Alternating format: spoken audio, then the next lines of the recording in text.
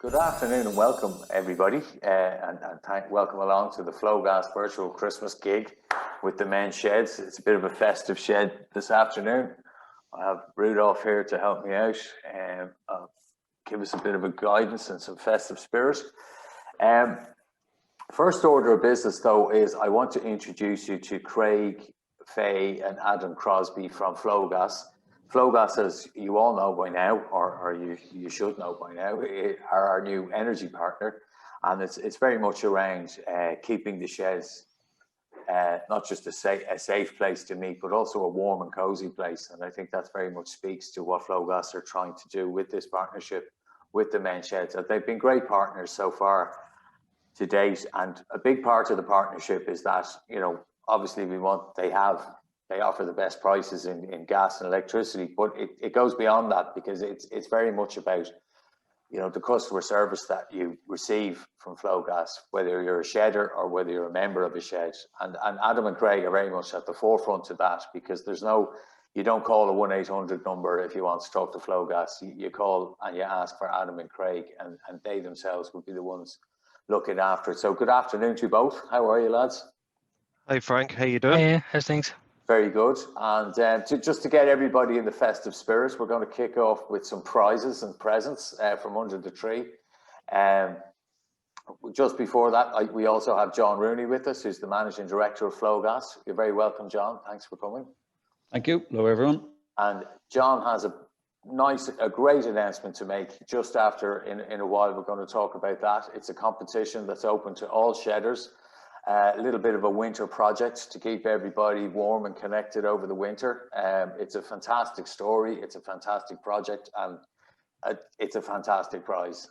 It really is. So just tune in for that, and all details we're going to share with everybody afterwards, and we're going to share it throughout the sheds. But I just want John to introduce it today, because it really is a fantastic little project. But before we get up and running, Craig and Adam, I believe you have some prizes to give away, because David Gillick is joining us in a while, and I think you've got some copies of his book. We do indeed, yeah. We have 10 copies of David Gillick's book in order to give away to participants. And what's going to happen is I'm going to name out the first 5, and then we leave it to Craig to finish off with David's book, okay? Great. So whenever I'm ready, I will name out the first 5. Okay, so here are the first 5 winners of this great prize. Okay, so the first winner that we have is Tony Hickey. Congratulations, Tony Hickey. We will get that book out to you soon enough. And the second winner is Liam Walsh. The third winner is Grania Fennell. The fourth winner is Jimmy Giblin.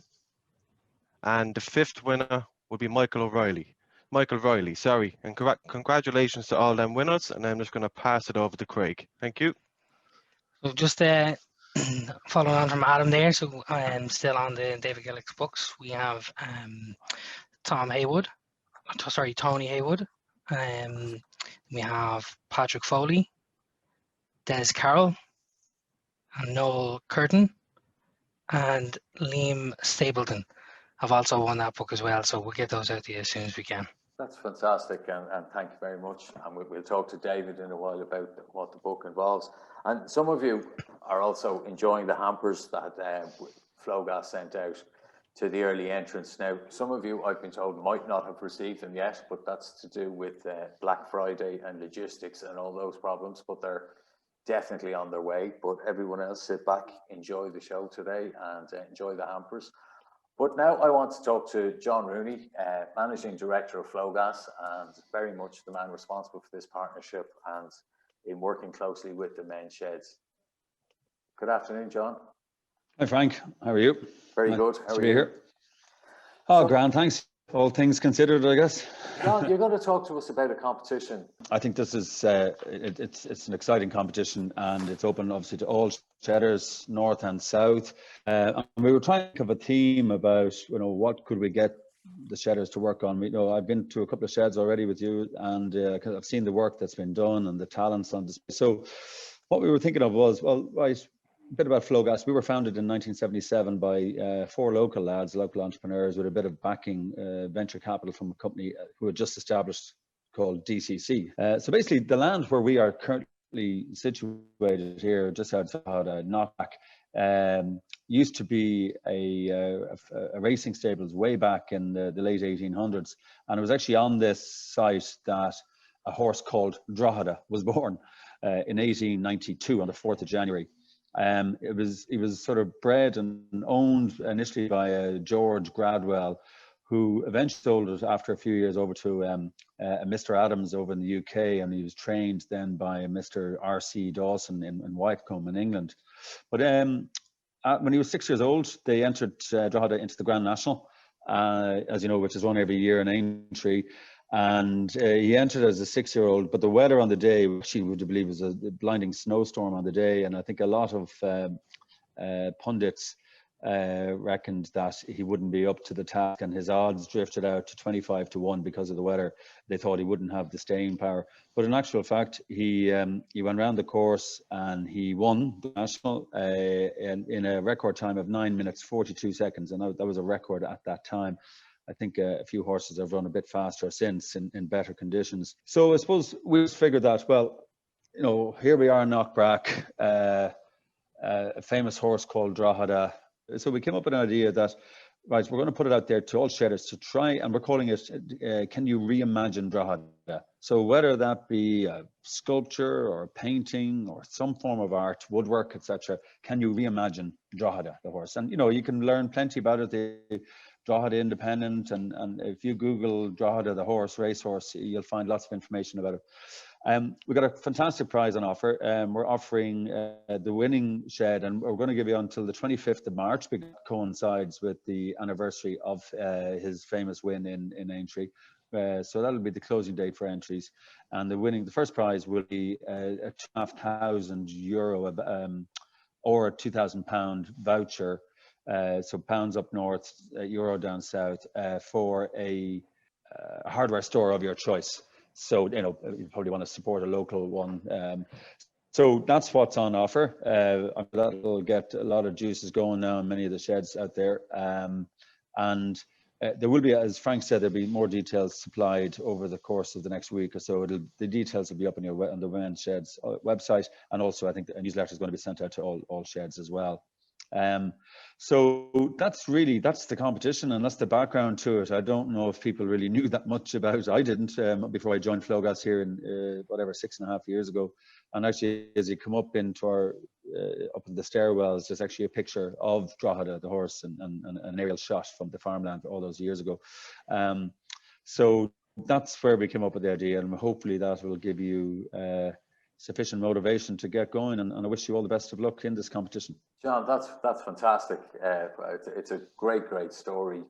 I think Drogheda was a 6-year-old when he won the national, and in a blinding snowstorm, as you say, but then his last mile was faster than any of the previous miles he ran the race. I think it was a 4-mile race back then, which is just, it's an incredible story, and against the odds, as you say. So I think that's open to all the sheds now, whether it's a poem, a sculpture, anything. I think we'll hopefully see some great interpretations and reimaginings of that story. So thanks very much for that. We really appreciate it. No problem. And I mean, just on that date, look, if God forbid we don't go into another lockdown, but you know, if anything was to happen in the new year, whatever, we know we can, you know, if the shedders can't get together to do the work, we'll have to have a look at extending it. But it'd be nice to get it done by that date. And like I say, the date does coincide with the anniversary of Drogheda winning the Grand National. That's fantastic. For Christmas.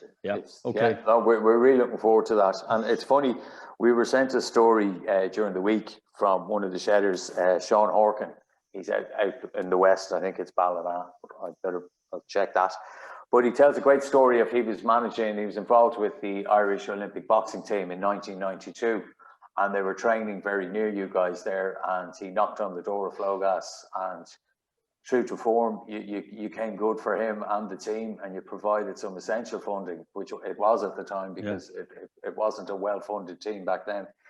And Flogas provided it, and there's a great photo, there's a great black and white photo of Sean and the boxing team, the Olympic team, from just before they headed off to the 1992 Olympics. So I think it's testimony to all the great work you've done over the years.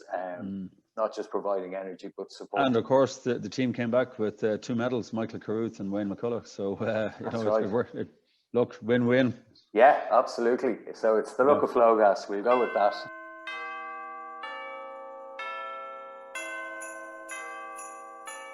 That's a nice little fill-in for our next guest, which is David Gillick, an Olympian himself, and Irish, or European, should I say, indoor champion, 2005, 2007, in the 400 metres, a sprinter, fastest man in Ireland. Can I say that, David? You did, yeah. You've done your homework, Frank. It's all good. I have indeed. The last time we met was in Ross Trevor, in the foot of the Cooney Mountains, beautiful parts of the world, and you were in the shed there in Ross Trevor.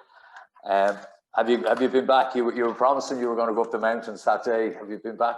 No, I haven't, because obviously the second lockdown came around. No, I cycle a good bit now, and I do a bit of mountain biking. And up there in Ross Trevor, they've got fantastic trails that I've read about, but I've never actually, I've never gone down them myself. So my plan is maybe over the next couple of weeks around Christmas, get up there and go for a spin around. But it's a beautiful part of the world, and a part of the world that I'd actually never been to. So yeah, I must get a day trip up there. Yeah. Well, the lads will welcome you up there. There's work building on the main street there in Ross Trevor on the shed, which you were in. But they've actually, I believe, started working on the main building now, which is fantastic. And it's a great story. So how have you been? How's been the last lockdown, this current lockdown? Like, you know, like everyone, you kind of find your feet a little bit, you know. Initially, the first lockdown, like I've got 2 young kids, so you know, throw that into the mix with creches closing and childminders. But my wife works, and then obviously I work for myself. So she was working from home. I was in the house, so there was a lot of people in the house. And yeah, I think the biggest thing I probably struggled with was that kind of routine change.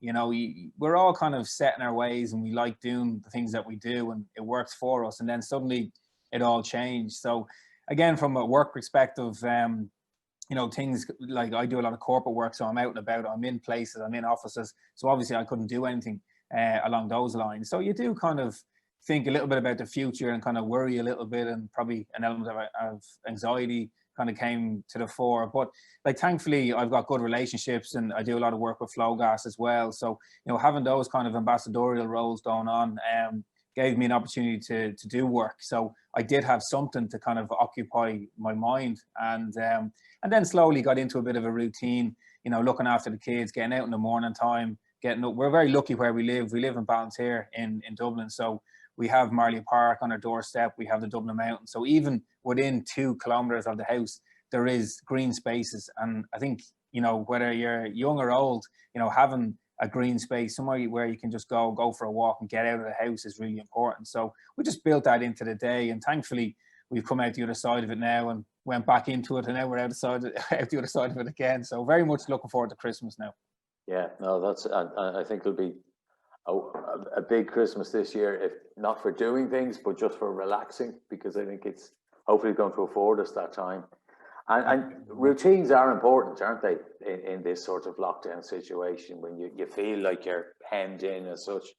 Yeah, absolutely. Like, and probably, like, I know we've come out of lockdown number 2, but you know, lockdown number 2 is very different to lockdown number 1. And I think obviously the seasons changed, the weather changed, and you know, it's a bit dark, it's a bit colder, and probably that motivation to even get out of the house isn't as much there as say would have been during the summer or the springtime. So, you know, even our own kind of routine of changing with the seasons and making sure that we are getting out. And, you know, you see it quite a lot, particularly with older people, that they might be a little bit, you know, let's say afraid to leave the house because of all the media's out there, the COVID and all this sort of stuff. So maybe we tend to spend a little bit more time indoors. And, you know, I know for a lot of people that can be difficult because you're very much isolated. So I think having a routine and, you know, getting out when you can, engaging with people when you can, young or old, you know, this is the thing. It doesn't matter if you're young or you're old. I think routine and structure are very important. And, you know, even in the line of work that I do, a lot of stress, a lot of anxiety has come with that change of routine, because people, whether you're going to an office or you're going to a social event, you know, that's an an engaging part of your day. And then suddenly if it's all gone, we can feel a little bit kind of uneasy and a little bit uncomfortable with that. So, and I know with men's shed, obviously, there's been restrictions around kind of coming together and sheds and things like that. So like even that element of your week or your day has been impacted. So again, I think everyone's looking forward to just getting some form of normality back, and obviously being able to do the things that you want to do. Yeah, no, absolutely. And I think the fresh air exercise, as you say, is key to it as well. It's been kind of a double-edged sword in the sense that, you know, it has caused a lot of anxiety, as you say. It has caused, you know, what's used, and it's a very broad term, of mental health issues. But I suppose the other side of that coin is, at least we're talking about it now, because I think that's something that's huge, and it's a good positive thing. It's the start of a journey, but it's a positive thing, isn't it? Yeah, very much so, Frank. I think, you know, the more discussions around mental health is extremely important, because there has been, and there probably still is, an element of stigma around a male particularly opening up. And look, you know, I've been very vocal and open and honest about my own journey, and that was probably one of the things that you know, stopped me from asking for help and asking for advice. And even when someone said, "How are you?" You know, not using a word like "grand, fine, good," actually going, "Do you know what? Yeah, I'm not great, you know, and here's why. I'm feeling a bit stressed, or I'm feeling a bit, you know, lost. I don't know what to do with the rest of my life." And that was the way I felt when I first retired from athletics. You know, and even not having that confidence to share or be open and honest, because of the fear of how it was going to be maybe perceived, or how other people might think about me. And I think sometimes, you know, we're coming from, in my kind of experience, I was coming from sports. So you have this sort of like stronger, fitter, faster, the alpha male syndrome, where you have to live up to this persona of being successful and winning medals and, you know, motivated and all these kind of words, where the reality was, like, I was going backwards. I was lost. I didn't know what I wanted to do. And, you know, I didn't really feel comfortable about talking about my feelings. I didn't really know how to even label my feelings. I didn't know what was really going on and why I was feeling a certain way. So, you know, what really helped me was having a discussion with a friend of mine, a bloke, and he had gone through a similar journey. And when I kind of just said it to him, he told me about his kind of journey. And straight away I was like, God, you know, I'm not the only one. And I think sometimes, you know, and this is what really I love about the men's sheds, is because, you know, our identity is really, really important to us.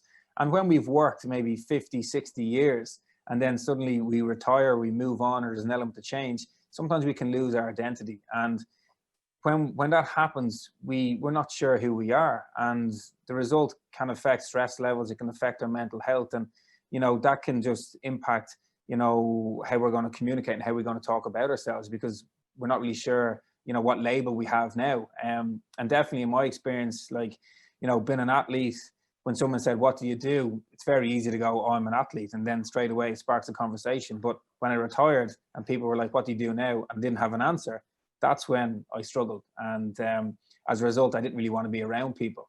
So again, it's trying to bring people together in an environment that they're comfortable in, and build up that level of trust where, you know, maybe one day when you do ask someone, "Oh, how are you feeling? How are you?"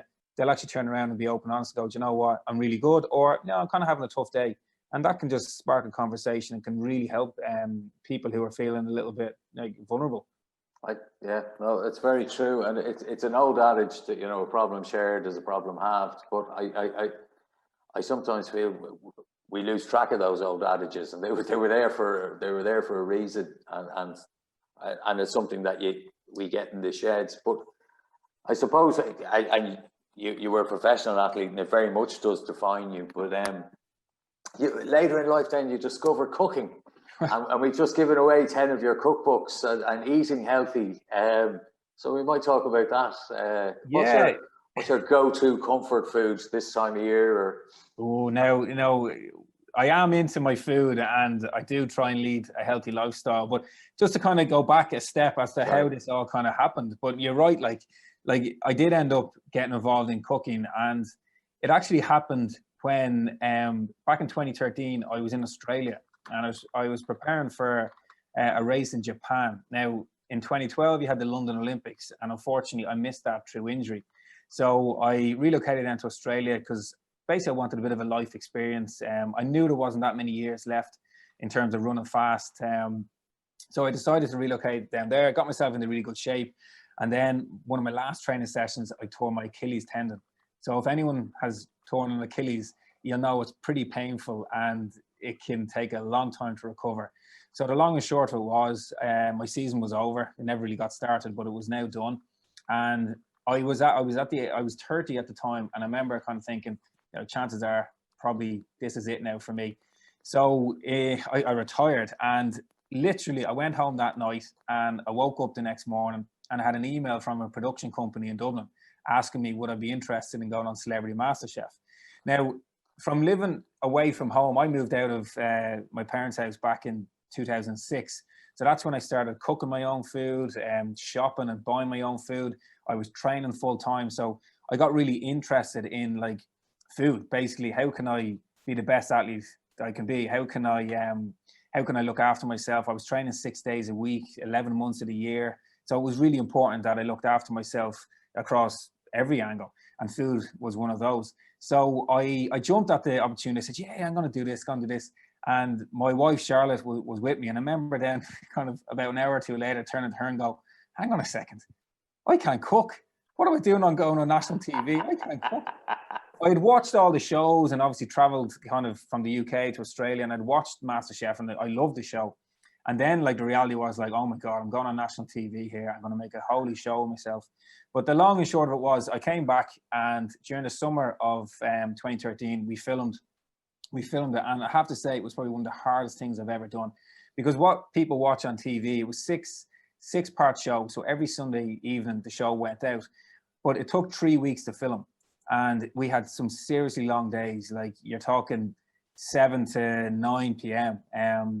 And it was all back-to-back days. You had the weekends off. And basically it takes about 120 hours of filming to make 60 minutes of TV that goes out. So you can imagine the amount of time that was filmed. And we didn't know what we were going to be asked. So you'd literally get picked up, you'd go to the venue where it was filmed, and it was like studying for an exam, but you didn't know the subject. So like in my head, I'm thinking, how do you pluck a chicken? How do you gut a fish? How do you do this? Like, you know, I had no clue. And I was on Google the whole time, how do you do this? And then all phones are taken away and you're standing outside the room, and then they bring you in and they'd literally say, right, you have to, you know, go, here's the challenge, do what you have to do. But you know what, I loved it. I absolutely loved it, because I got that thrill, that adrenaline buzz before you went into that room. And yeah, it went very well. I got through the first round, which was important because I didn't want to be the first one kicked out. And then, yeah, I ended up winning it, which was kind of crazy, like, you know, but I loved it. And I loved the challenge of it. And, you know, just been around food, and I suppose the interest just kind of increased. And as a result of that, coming off the back of the show, I was then approached to do a cookbook. And again, I did that, and it was a great experience. It was something I've kind of always thought about doing, kind of bringing that healthy kind of aspect to food. And it's kind of gone from there. So the trouble is now that I do all the cooking in the house, so she has it easy. But personally, I find food quite therapeutic. I find the process of, you know, going shopping, you know, getting your ingredients, coming home, making a meal, I find it keeps you present, because if you're chopping, you got to focus on the knife so you won't chop your finger. So your mind doesn't wander, you know. I just like that whole kind of atmosphere to cooking and getting in the kitchen. And it's something, I suppose it's a bit of a hobby now. And look, you know, I've managed to have a bit of work off the back of it. So food, I think, you know, and even when I kind of struggled, like, as you know, I struggled with my mental health post-career, and I did go to counselling, and soon I kind of realised the things that I stopped doing. And one was exercise, and the second one was food, was kind of giving myself a bit of time to cook, and then also eating healthy food, because it gave me a lift. I felt better about myself when I ate well and kind of, you know, consumed healthy foods, you know. Now, I'm not the food police either. I do like a couple of beers and a burger and all the rest of it, you know, but a bit of balance. So, you know, a go-to quick and easy, I suppose, meal, as you kind of asked there, would be really simply, I love like a prawn and veg noodle stir fry. And it probably takes like less than 10 minutes to make, and fresh ingredients, load of veg, you know, throw it all into a pan, and away you go. So I'm not flash in the kitchen. I know she'd like me to be doing all these 3 courses and all that, but no, I keep it very simple. And obviously with 2 young kids in the house as well, I try and just kind of make a lot of one pot dishes, so we can all eat out of it, and there's not 10 pans to be washed afterwards, you know. Yeah, and do you find, and I have myself, that it's introducing food to the kids is it's like diffusing a bomb, you know. It might go well, or it might just blow up in your face. Yeah, look, there's been plenty of that. He's 4 now, he'll be 5 in the new year. Olivia's 2. And we've actually got another one on the way for next year. So Right. yeah, it's going to be a busy time. But you know, the thing about food and kids is, I'd be one of these believers that, like, you just put the food in front of them and let them kind of feel it and get the textures and all that. But like, there's been epic meals where it's ended up on the roof, it's ended up on the floor, but so that's all part of it, you know. And like, thankfully they're not bad eaters now, I have to say. They do like same kind of similar foods as we'd eat, so it kind of makes it a bit easier. But they're never full. That's the other side. I have to say, lockdown, God, our food bill went through the roof. You know, the kids were just always eating and never full, and going to the fridge, and the result of that is, unfortunately, then I start eating the leftovers, or if they're hungry, then I'll grab something. So, you know, you gotta look at that as well. Very good, very good. No, I think the food has become more important to us all, because it's been an activity, it's been a break, it's been a focus, it's great. So I think it's and best of luck with the book. It's on the shelves this Christmas as well. Yeah, it's actually, I've 2 books. My first book was David Gillick's Kitchen, and then my second book was Back on Track, where it was a little bit more about my kind of journey. That, like, it is a cookbook, but, you know, talking about the benefits of exercise, you know, your mental health, your mindset, things like that, which are very important. And I think with Men's Shed, you know, that's something that I've learned, and I just want to shout out, I know my dad might be on this as well, and also the lads up in Ballantyre, Men's Shed, Sean McLaughlin and all the crew over there. They're doing great work. And one thing that I do see them on a regular basis, there's a little K-loop out the back of the football club that they use, and they're always out there doing their little walks and stuff like that. And I think, you know, that's the holistic approach to looking after yourself. It's, you know, I am aware, you know, that sometimes when we get a little bit older, maybe we've changed in our life, that we can, and particularly over the last couple of weeks and months, that we can stay indoors an awful lot. And I think Men's Shed is really important because it's building a community, and you're getting people together. It's socializing, it's having a conversation, it's getting out. And just to say as well, like, when I was probably at my lowest, I was struggling. I went and I heard a member of the Men's Shed speak one day, and he used a slogan that really just resonated with me. And it was, he said, "Men talk shoulder to shoulder." And that was a huge thing for me, because I struggled with the environment. If someone was eyeballing me, another male, and they were asking me, "Oh, how are you?" I felt really uncomfortable. Whereas when I was really struggling, and I went to a friend of mine, went for a walk in the park, and that was the best thing that ever happened. It really kind of gave me a lift. So I think that slogan is something that is very important. And I think it's that holistic approach, just communicating, just getting around other people, an element of activities, whatever it is, and just trying to kind of be open and honest. Yeah, and it's fair to say you've been a great supporter of the Sheds since you discovered it. I didn't know your dad was involved in volunteers. That's great. It's a great shed. And is that the one that you maybe someday you might see yourself settling into? Yeah, absolutely. Yeah, and I know, like, Sean up there is doing great work, and yeah, you know, I know they've got they have new premises, hopefully, that they're going to get off the ground locally as well, so they'll have their own home.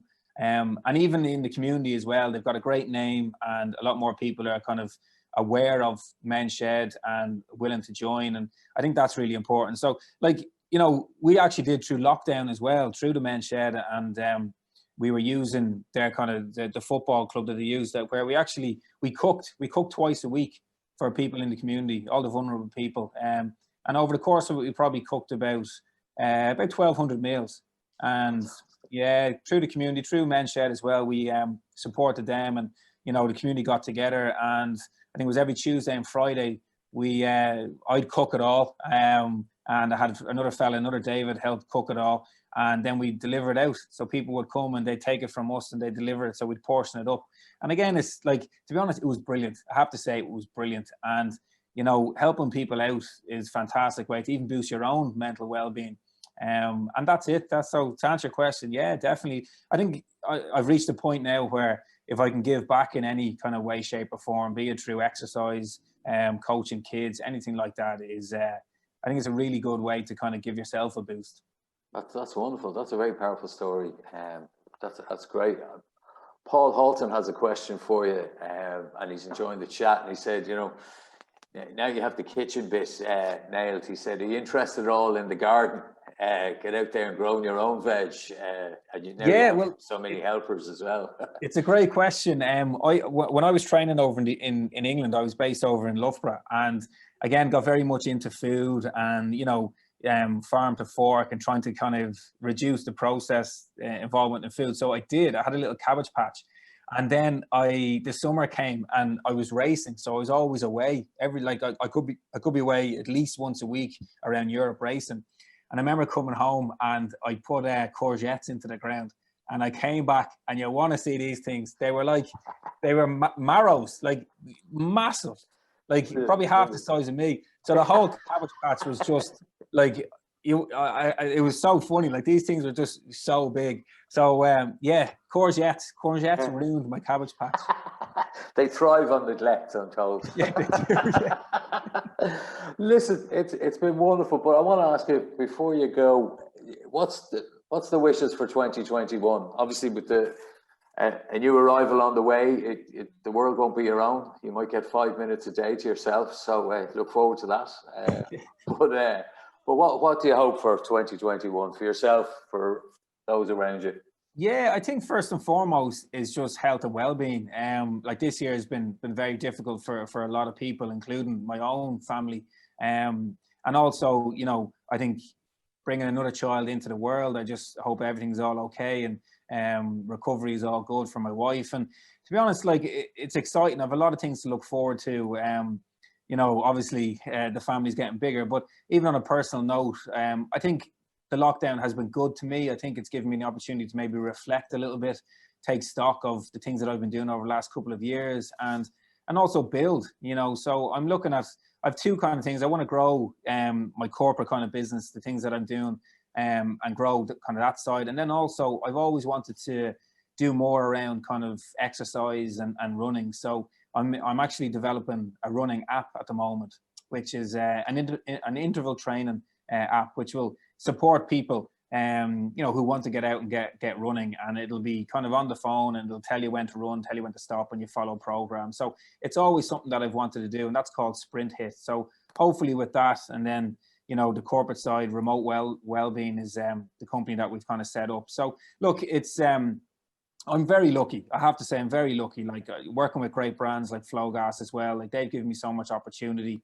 to grow and develop in myself and get involved. You know, get more involved. Obviously, men's sheds and other little things that they have going on. So, you know, obviously, I know John's on the call, so build on those relationships as well.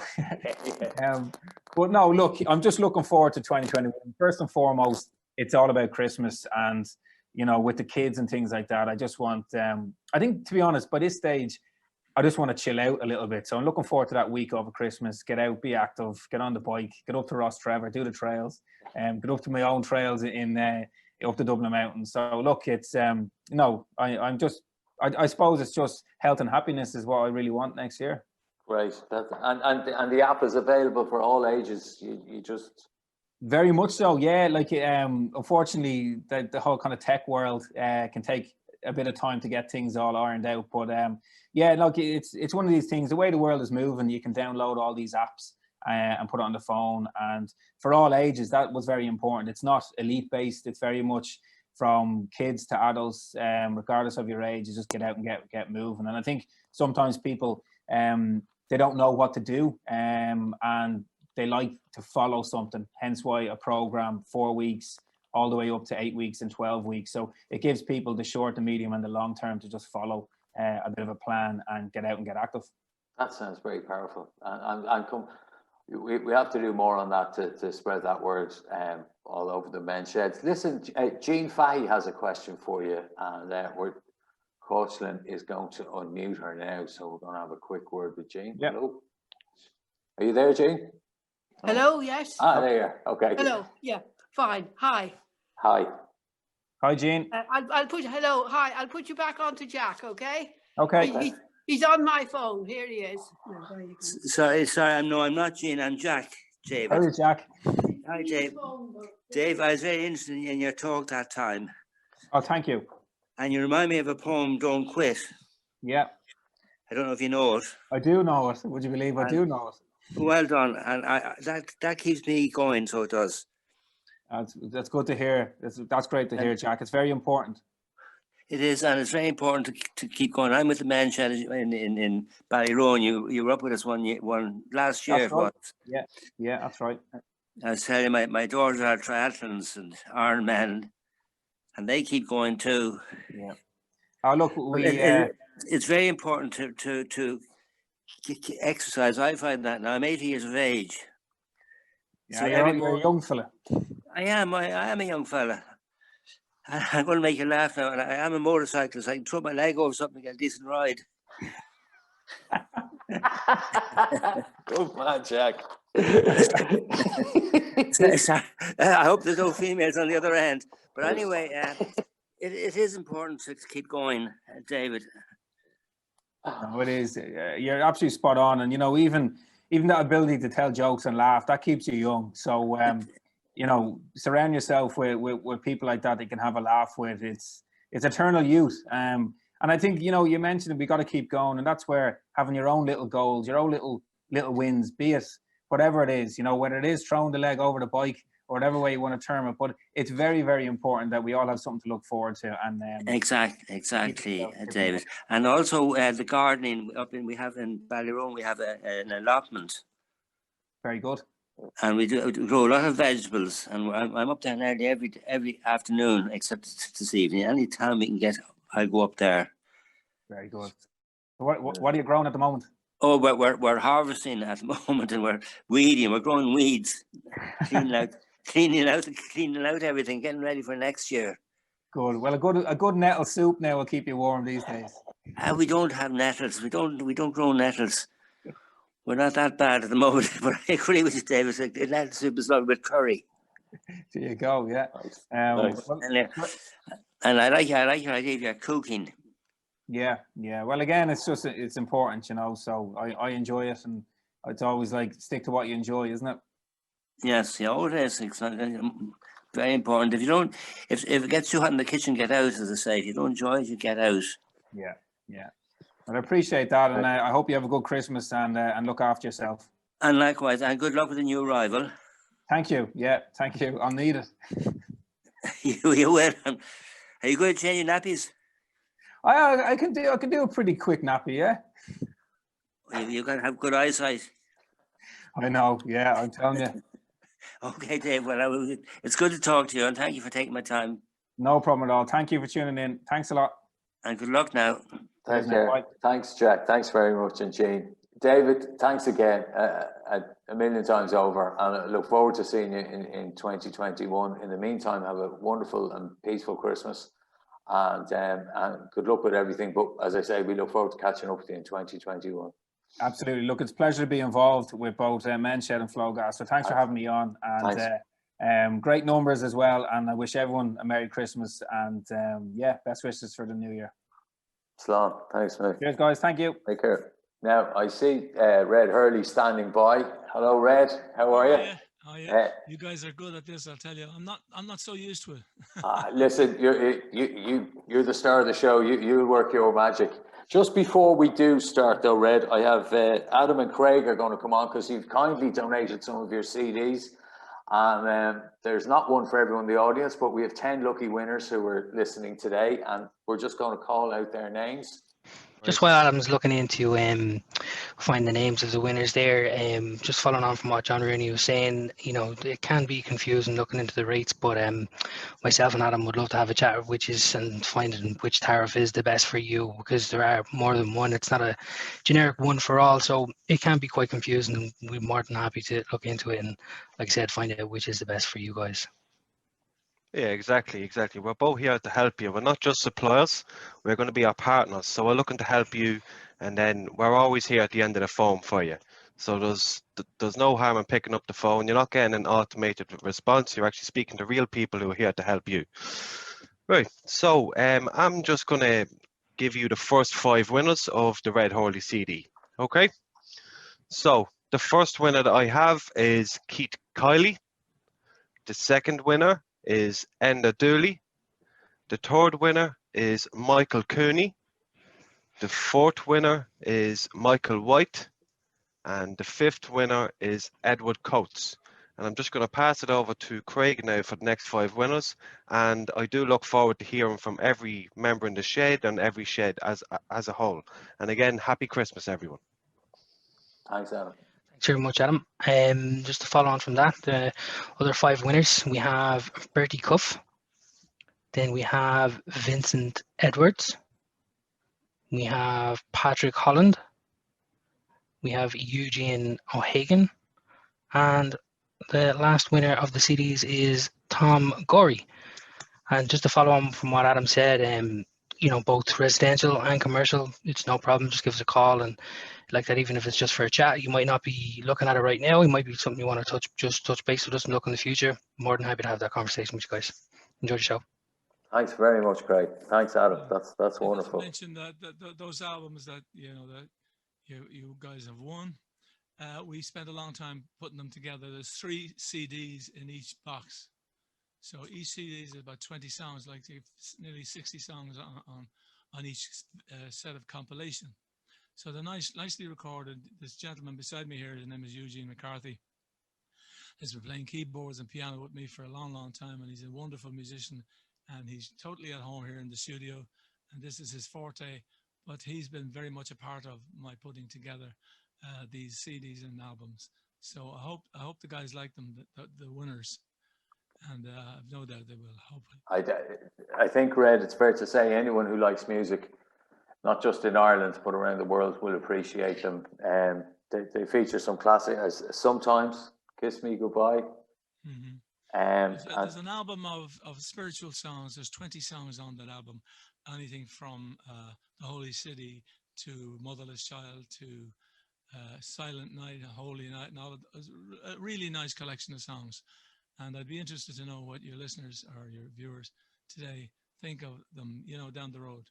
Yeah, no, we will absolutely. Anyone who wins the CDs or goes out and picks them up this Christmas, buy Irish is the message, as we all know, and support Irish music. I don't think there's ever been a greater ambassador for Irish music than yourself. Very kind to say that, I can tell you that. Thank you.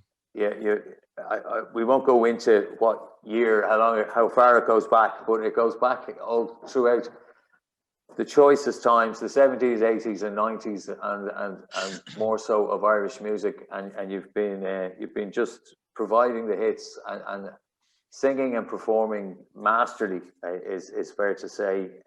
1976 was the Eurovision with When, but I think you've been in the charts. You've come back into the charts since then, and way more times. We've been in the charts for a long time over the years. Yeah. And somebody measured it out one time, was like almost like 140 or 150 weeks in the charts.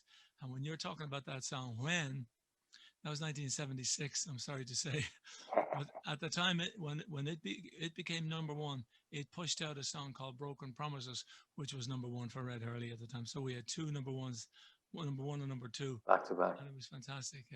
Yeah, it's those were the days, my friend. Those were the days. They certainly were. Well, Reg, you're very welcome to the shed, and Eugene too. And you're going to play us a few. Hello, Eugene. How are you, sir? I'm in the background, but it's good to see you. He's playing the keyboards. I have to say, you also win the festive decoration prize. This is as much as I could gather. This is Rudolph, he's showed up, but he's got a lot of work to do this Christmas with I all was driving things. through the Phoenix Park yesterday, Oh yeah, and it's just delightful to see them. There must be about 200 or 300 deer with the antlers and the whole 9 yards. I was going to get out of the car and go over and sing a song. magic. Yeah, Fantastic, really beautiful. yeah. You could make a nice video there Yeah, you would do, yeah. if you could get them to behave. I used to go up there with my daughters, and we have what we used to call the annual carrot throwing competition. The carrot throwing. Yeah, because you just throw the carrots at the reindeers, and some of them they'd run away, but they came back and ate them later. But listen, over to you, Red. There's no one's here to listen to me. Well, Everyone's here. Thanks for having me, by the way. I appreciate it. I'm looking forward to singing a few songs for you guys. I think we should start with a Christmas song, Eugene. What do you think? All right, let's try this one.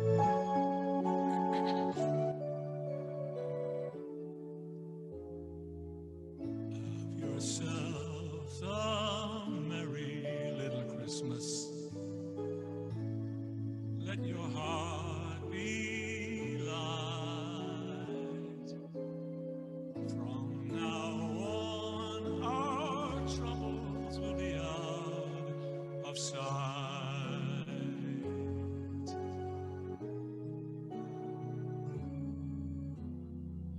Have yourself a merry little Christmas. Make the Yuletide gay. Next year, all our troubles will be miles away.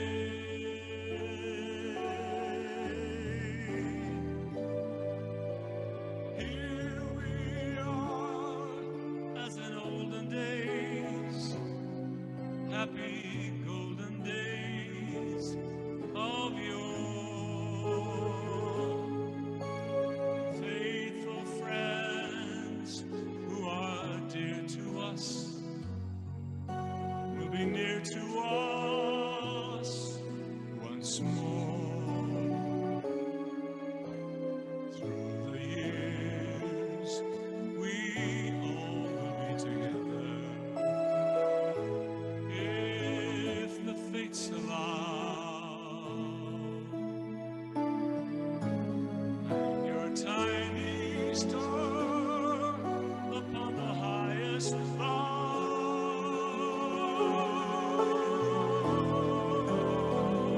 and have yourself a merry little Christmas now.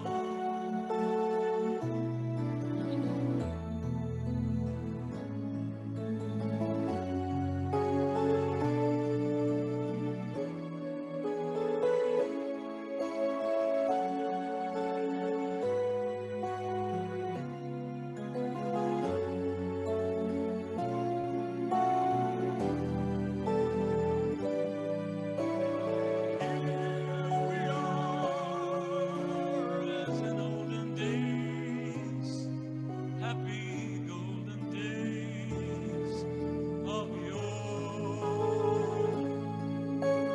Faithful friends who are dear to us, gather near to us once more. Through the years, we all will be together, if the fates allow. And your tiny star upon the highest bough,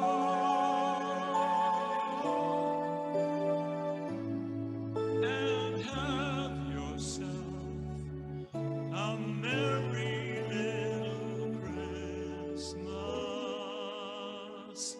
now.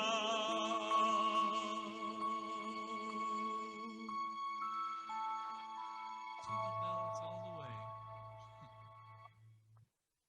Beautiful, beautiful. Thank you very much. Thank you. Normally we'd be getting a little applause by now, but Well,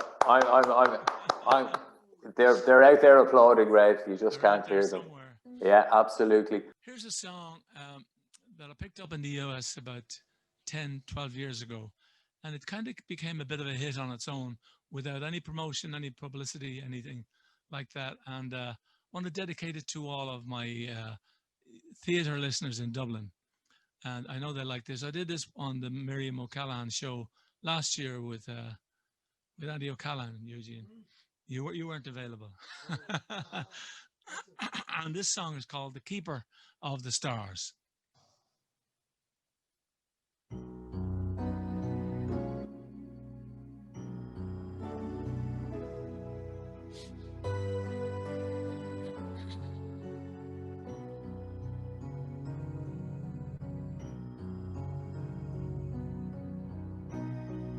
It was no accident,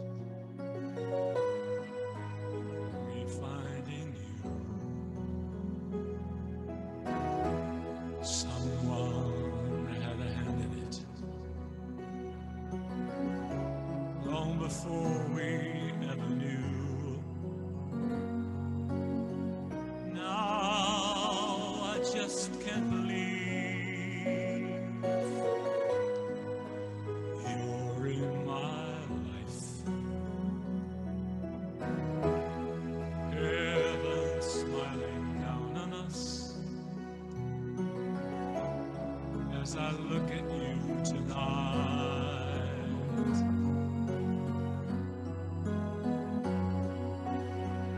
So I tip my hat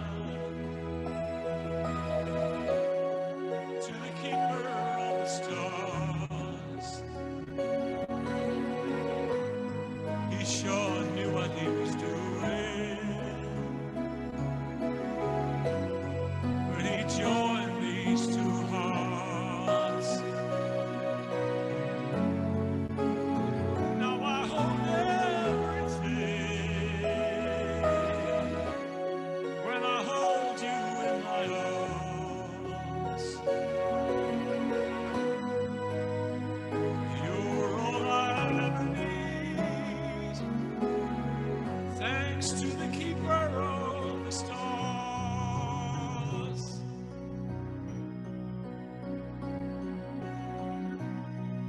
Soft moonlight on your face, oh how you shine.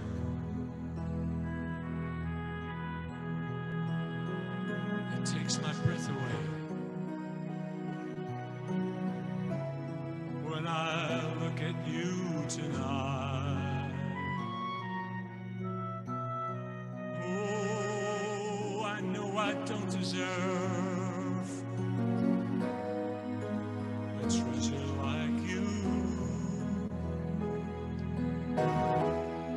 There are no words to say that can show my gratitude.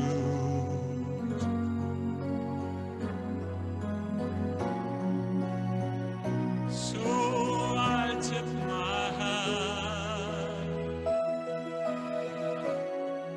to the keeper of the stars.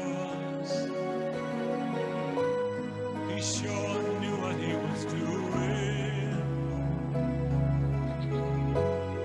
when he joined these two hearts. Now I hold everything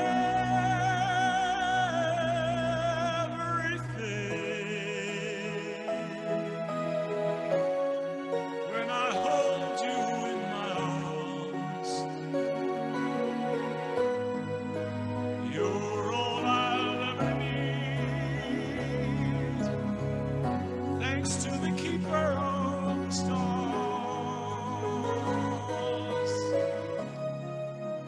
You're all I'll ever need, thanks to the keeper of the stars.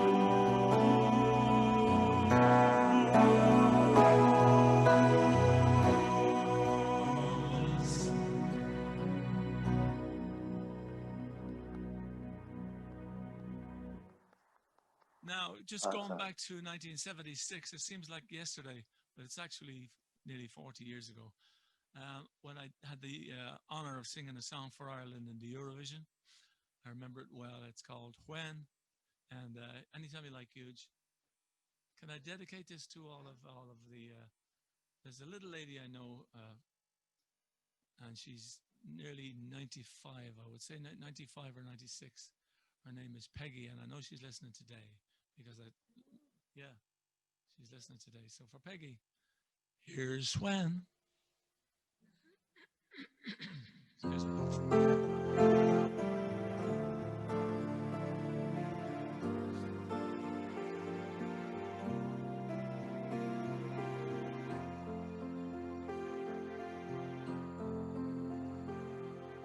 When the days of wine are gone and all the nights are long, all my thoughts run on to you. When the lonely silence calls, when I walk through empty halls, all my thoughts run on to you. And when they linger for a while, you come and you touch me with your tender smile. And when will you come back to me, release me, set me free? When, oh,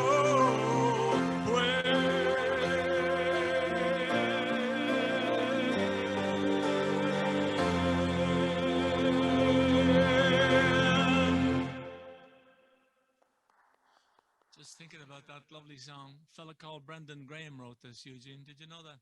Yeah, that's right. Yeah, and Also wrote yeah, many others. many other songs. Yeah, I was just going to say, and novels, big books like 300 and 400 pages long. And I remember he came down to my mother's house in Milltown donkeys years ago, and he said, "I have a song I'd love you to do," and he starts playing When, you know, like single little notes. And I never thought it was going to be anything, to be honest with you. And it was just amazing. It just shows you when a guy took to songwriting and he went on to write You Raised Me Up for Josh Groban and Westlife, and huge big success and worldwide hit. Anyway, talking to Brendan Graham, I'd like to do something a little bit different. We're Christmassy, Oh Holy Night. Would that be all right with you? Oh Holy Night, the stars brightly shining. It is the night of our dear Savior's birth. Long lay the world in sin and error pining, till he appeared and the soul felt its worth. The thrill of hope, the weary world rejoices, for yonder breaks a new and glorious morn. Fall on your knees, oh hear the angel voices, oh night divine, oh night when Christ was born. Oh, night divine, oh, night divine.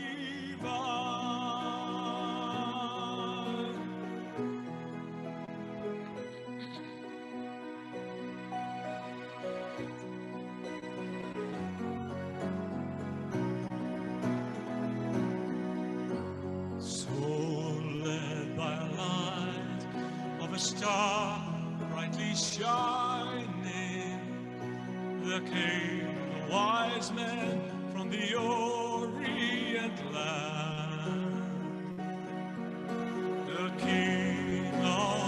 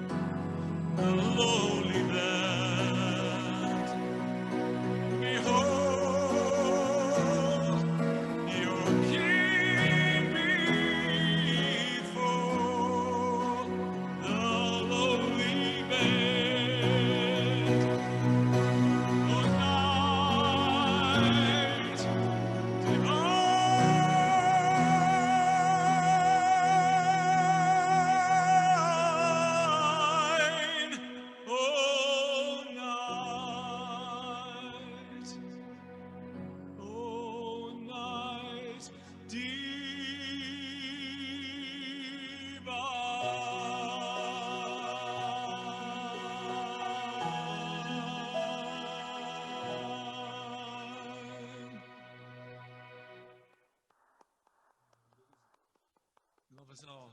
Can I just take a little break for a minute? You're a bit of a slave driver. That's beautiful, Red. Red. To say any requests or anything like that? Yeah, no, we've had a few requests, an awful lot of compliments, and an awful lot. Jacqueline Monaghan said it was beautiful. Joseph Kelly is loving it. Brian Leonard said, wonderful to hear Red. Songs of my childhood on my radio in my late mother's kitchen. Oh, the memories. No, let's do Love Us All from the Les Reed songbook. Les Reed wrote this song years and years and years ago, and I'm happy to say we had a great big smash hit with it. By the way, just to mention to you, the likes of Oh Holy Night and Holy City and all of those songs are all on one of those albums that the winners will receive in the next whenever. Beautiful. I think we have Michael Keane on to ask you a question, Red, if you don't mind. Yeah. This is Michael Keane here from the Castlebar Men's Shed.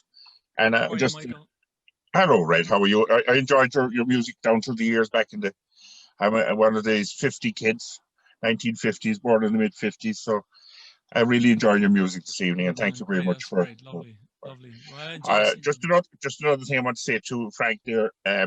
He mentioned Sean Harkin. Sean Harkin is actually attached to our shed in Castlebar. And just a small correction there. And really enjoyed the evening on behalf of Castlebar Men's Shed. And would you like a song, Michael? Well, the one he's playing, Love Us All there. Yeah, we're going to play Love Us All for you. Perfect.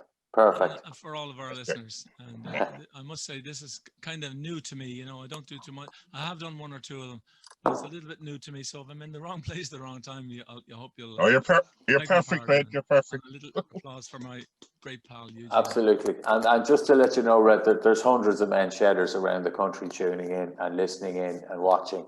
Yeah. And they're very much appreciative of what you and Eugene are doing.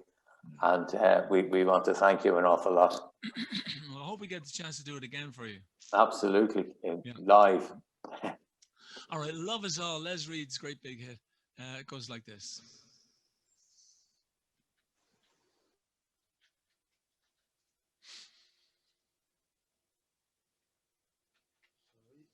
Take your time, Eugene. Everything's cool.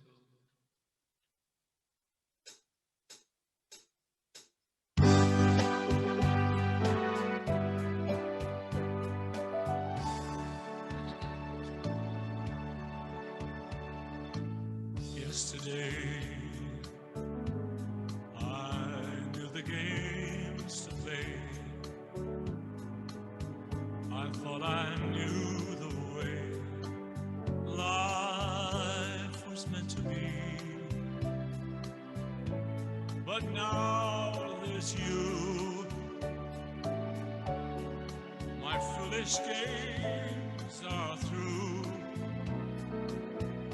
Now at last I have found just what makes this old world turn around. Love is all I have to give. Love is all as long as I shall live.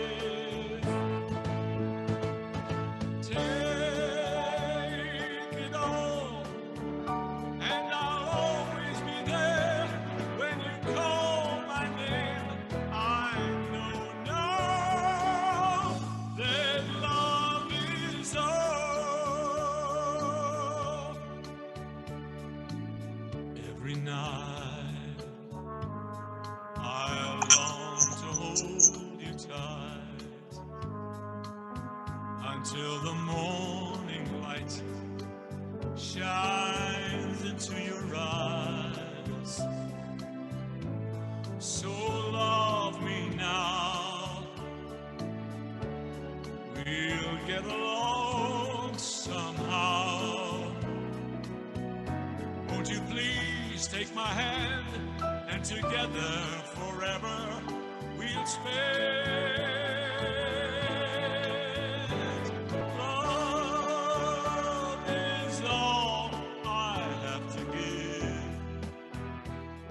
Love is all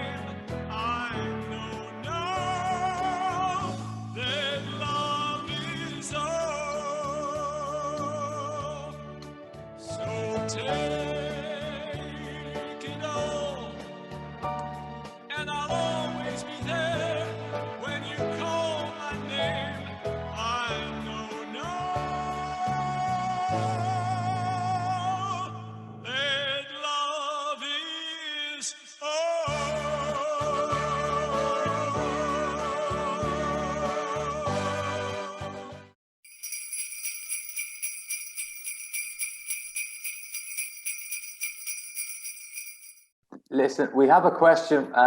Joseph Kelly is going to join us, if you don't mind. Hello, Ray. Can you hear me? I'm Joseph Kelly. Can you hear me? I can hear you perfectly, yeah. I'm from Innis here in Clare, in Clare Castle, the men's shed. And I was just thinking there, I heard somebody say to me one time that you were a very good golfer. And Whatever kind of a good golfer I might have been, it's all 20 years. It's all 20 years ago. I heard you still are.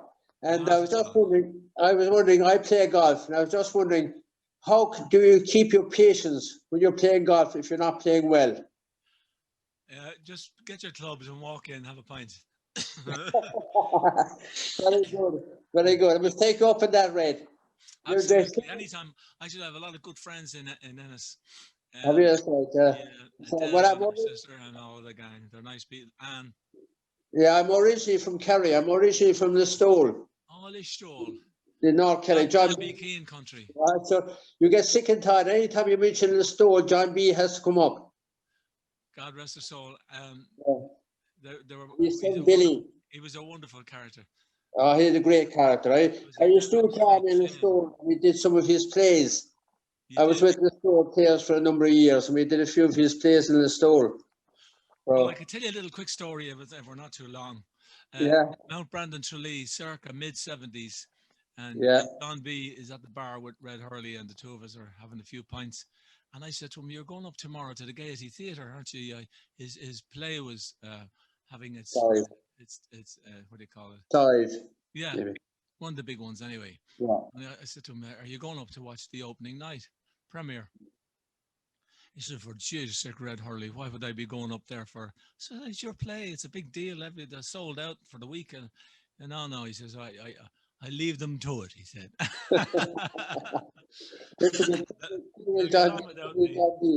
But as I say, Red, you still have the great voice. It's love listening to you. Thanks for giving us this. It's great talking to you. It's great talking to you, and I have some wonderful friends in Kerry and in Ennis, County Clare.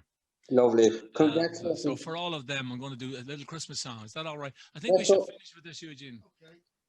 I think we should finish with this in case I get any more frogs in the throat. That's okay, Red. And just to say, greetings from Donegal, from Kathleen Bonner, who are starting to feel very Christmassy. Sounds related to a great soccer player we knew years ago, Packy. Yeah, exactly. Yeah. The great keeper of the nets. And Paul Halton says, "Magnificent singing, Red. Thanks very much for kindly entertaining us shedders all around the country. We're enjoying the banter with their memories." Well, if Thank you're you not in any very rush, much. I'm not in any rush. I mean, if you want to stay there all day, I'll stay all day. Usually enlightened. I might be on my own.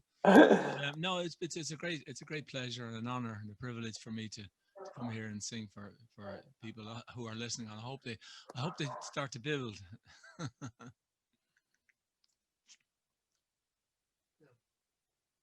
So here's a beautiful Christmas song. I did this one with the concert orchestra. I hate saying 30 and 40 years ago, but yeah, it was. So Frank, I'll talk to you a little later on. Thank you.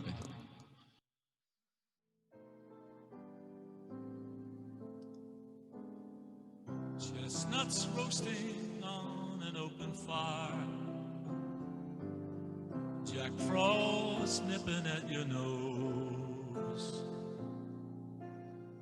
Yuletide carols being sung by a choir, and folks dressed up like Eskimos.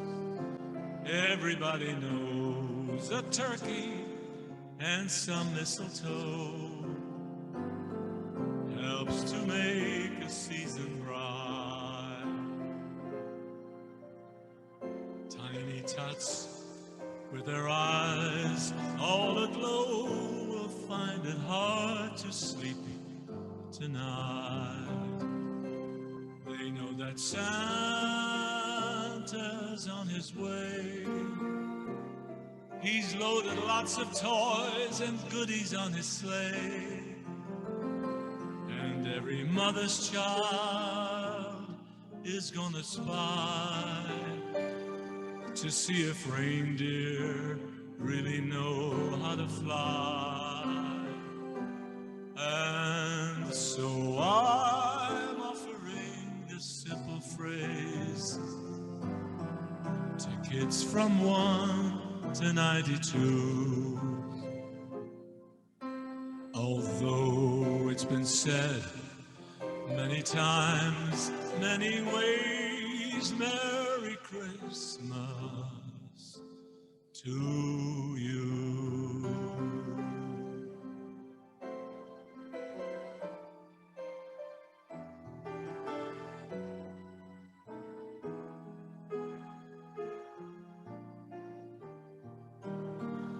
Everybody knows a turkey and some mistletoe helps to make the season bright. Tiny tots with their eyes all aglow will find it hard to sleep tonight. They know that Santa's on his way. He's loaded lots of toys and goodies on his sleigh. And every mother's child is gonna spy to see if reindeer really know how to fly. And so I'm offering this simple phrase to kids from 1 to 92. Although it's been said many times, many ways, Merry Christmas, Merry Christmas, Merry Christmas to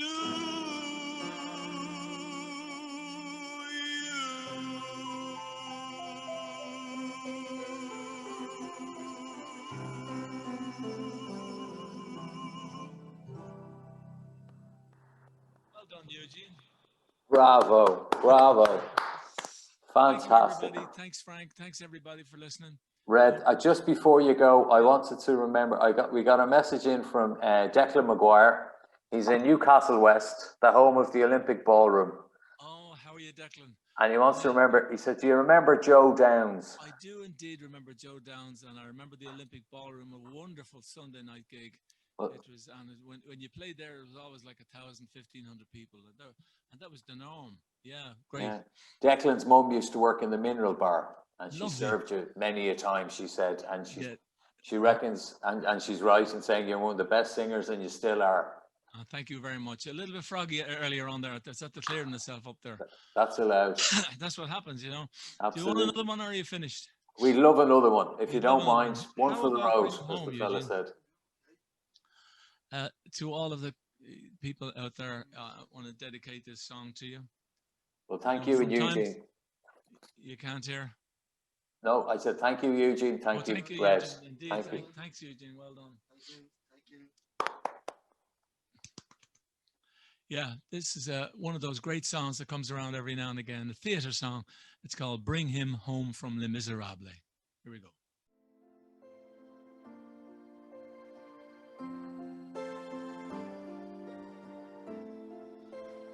God on high, hear my prayer in my need. You have always been there. He is young. He's afraid. Let him rest. Heaven blessed. Bring him home. Bring him home. Bring him home. He's like the son I might have known If God had granted me a son, the summers fly one by one, how soon they fly, on, and I am old and will be gone. Bring him peace, bring him joy. He is young, he is only a boy. You can take, you can give, let him be. Let him live. If I die, let me die. Let him bring him home. Bring him home. Bring him home.